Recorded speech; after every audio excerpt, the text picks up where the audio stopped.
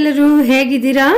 ಇವತ್ತಿನ ವಿಡಿಯೋದಲ್ಲಿ ಸ್ಪೆಷಲ್ ಆದಂತ ಸೂಪರ್ ಆದಂತ ಒಂದು ಎಗ್ ದೋಸೆ ಮಾಡೋದನ್ನ ತೋರಿಸ್ತೀನಿ. ಮೊದಲಿಗೆ ಇಲ್ಲಿ ನಾನು 2 ಮೊಟ್ಟೆ ಸೇರಿಸ್ಕೊಳ್ತಾ ಇದ್ದೀನಿ.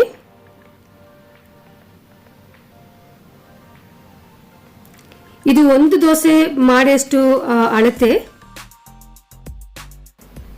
ಒಂದು ಸಣ್ಣ ಸಣ್ಣದಾಗಿ ಕಟ್ ಮಾಡಿದಂತ ಈರುಳ್ಳಿ ಸೇರಿಸ್ಕೊಳ್ಳೋಣ. ಅರ್ಧ ಸ್ಪೂನ್ ಅಷ್ಟು ಖಾರದ ಪುಡಿ ಸೇರಿಸ್ಕೊಳ್ಳೋಣ. ಅರ್ಧ ಸ್ಪೂನ್ ಅಷ್ಟು ಗರಂ ಮಸಾಲೆ, ರುಚಿಗೆ ಬೇಕಾದಷ್ಟು ಉಪ್ಪನ್ನು ಸಹ ಸೇರಿಸ್ಕೊಳ್ಳೋಣ. ಸ್ವಲ್ಪ ಮಟ್ಟಿಗೆ ಆರಿಗಾನೋ ಸೇರಿಸ್ಕೊಳ್ಳೋಣ. ಇದು ಆಪ್ಷನಲ್, ಇದು ಹಾಕ್ಲೇಬೇಕಂತೇನಿಲ್ಲ. ಇದು ಹಾಕಿದ್ರೆ ಒಳ್ಳೆ ಪರಿಮಳ ಸಿಗುತ್ತೆ ಆದ್ರಿಂದ. ಸೊ ಇವಾಗ ಚೆನ್ನಾಗಿ ಮಿಕ್ಸ್ ಮಾಡ್ಕೊಳ್ಳೋಣ. ಹೀಗೆ ಒಳ್ಳೆ ಮಿಕ್ಸ್ ಆಗ್ಬೇಕು. ಈಗ ಚೆನ್ನಾಗಿ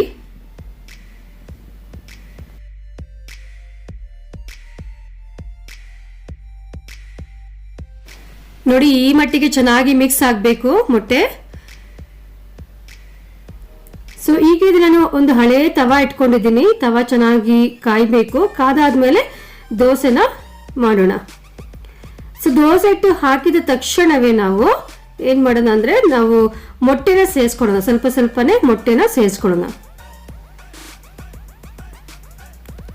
ಹೀಗೆಲ್ಲ ಚೆನ್ನಾಗಿ ಎಲ್ಲ ಕಡೆ ಮಿಕ್ಸ್ ಆಗ್ಬೇಕಿದು.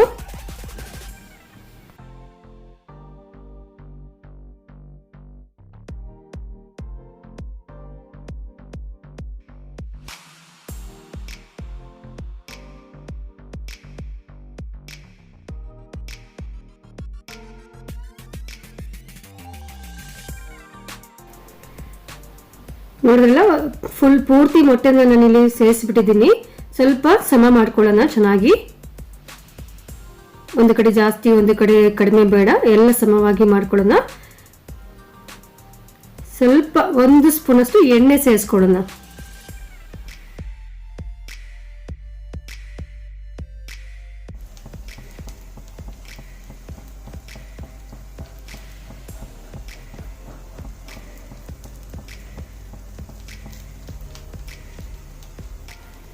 ದೋಸೆ ಒಂದು ಕಡೆ ಚೆನ್ನಾಗಿ ಫ್ರೈ ಆಗಿದೆ.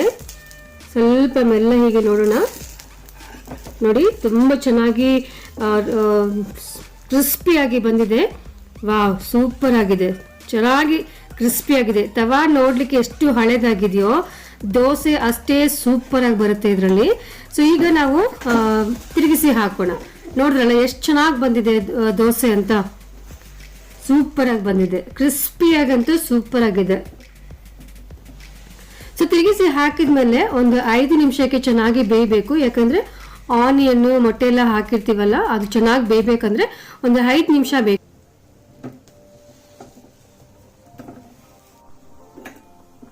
ಸೊ ಈಗ ಚೆನ್ನಾಗಿ ಬೆಂದಿದೆ. ತಿರುಗಿಸಿ ಹಾಕೋಣ ದೋಸೆನ. ನೋಡಿ, ಸೂಪರ್ ಆಗಿ ಬಂದಿದೆ. 5 ನಿಮಿಷದಲ್ಲಿ ಸೂಪರ್ ಆದಂತ ಬಿಸಿ ಬಿಸಿ ಎಗ್ ದೋಸೆ ರೆಡಿ ಆಗಿದೆ. ಸಂಡೇ ಸ್ಪೆಷಲ್ ಇದೆ. ಆಕ್ಚುಲಿ ನೀವೇನಾದ್ರೂ ಹೊರಗಡೆ ಹೋಗ್ಬಿಟ್ಟು ಇವತ್ತು ಮಸಾಲೆ ದೋಸೆ ತಿನ್ಬೇಕು ಅಂತ ಅನ್ಕೊಂಡಿದ್ರೆ ಈ ರೆಸಿಪಿನೊಮ್ಮೆ ತಪ್ಪದೆ ಟ್ರೈ ಮಾಡಿ. ಮತ್ತೆ ತುಂಬಾನೇ ಇಷ್ಟ ಆಗುತ್ತೆ ನಿಮ್ಗೆ. ಯಾಕೆ ತಡ, ನೀವೊಂದ್ಸರಿ ಈ ರೆಸಿಪಿ ಟ್ರೈ ಮಾಡಿ ನಿಮ್ ಫ್ಯಾಮಿಲಿ ಒಟ್ಟಿಗೆ ಕುಂತು ಖುಷಿಯಾಗಿ ಊಟ ಮಾಡಿ. ನೋಡ್ತಾ ಇದ್ರಲ್ಲ, ನೋಡಿ ಎಷ್ಟು ಬಿಸಿ ಬಿಸಿ ಏನ್ ಚೆನ್ನಾಗಿ ಬಂದಿದೆ. ಕ್ರಿಸ್ಪಿ. ವಾವ್, ನೋಡಿ ಎಷ್ಟು ಕ್ರಿಸ್ಪಿ ಆಗಿದೆ. ನೋಡಿ, ದೋಸೆ ಅಂದ್ರೆ ಕ್ರಿಸ್ಪಿ ಆಗಿದ್ರೇನೆ ಎಲ್ಲಾರ್ಗು ತಿನ್ಲಿಕ್ಕೆ ಇಷ್ಟ. ಮಸಾಲೆ ದೋಸೆಗೆ ಇದಕ್ಕೂ ಏನು ಡಿಫ್ರೆನ್ಸ್ ಇಲ್ಲ, ಅಷ್ಟು ಚೆನ್ನಾಗಿ ಬಂದಿದೆ ದೋಸೆ.